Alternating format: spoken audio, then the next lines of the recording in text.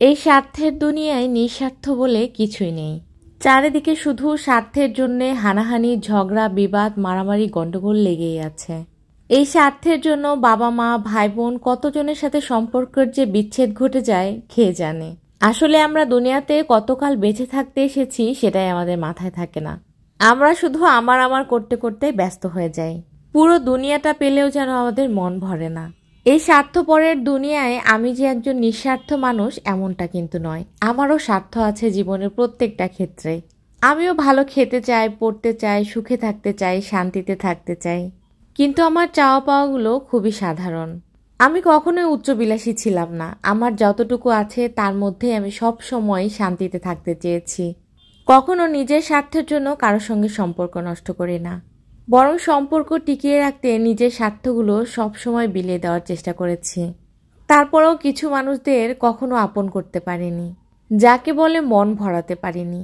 পরিবারে এমন অনেক মানুষ আছে যাদেরকে খুশি করতে নিজের শখ, সুখ, আহ্লাদ সব কিছু বিসর্জন দিয়েছি।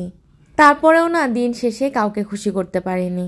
হাজার চেষ্টা করেও কারো মন ভরাতে পারিনি বলতে সাময়িক হয়তো পেরেছি, কিন্তু 10 দিন তাদের মন খুশি করেও একদিন যদি কিছু করতে না পারি বা একটু কম বেশি হয়ে যায়, তাহলে এই 10 দিন কি করেছি এক মুহূর্তে সবাই ভুলে যায়।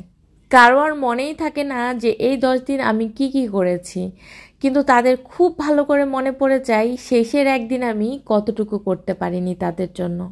তাই আর আফসোস করি না, আর কারো মন খুশি রাখার চেষ্টাও করি না।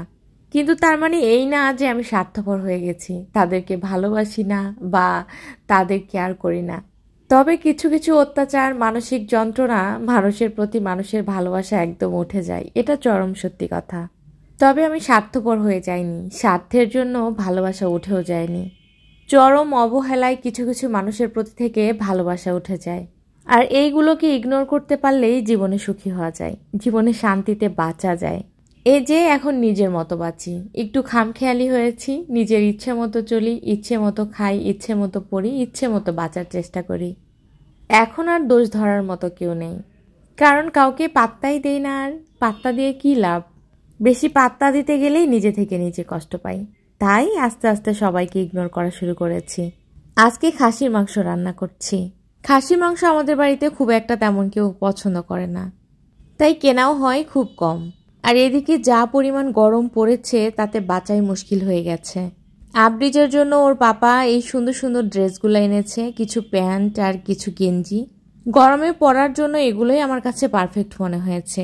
আমার মতো আবরিজও খুব একটা গরম সহ্য করতে পারে না, এর জন্য একটু কমফোর্টেবল ড্রেসগুলো এনেছি যাতে করে ও খুব মজা পায়। এমনি তো নাচুনি বুড়ি, তারপরে আবার নতুন ড্রেস পেয়ে ওর নাচ দেখে কে।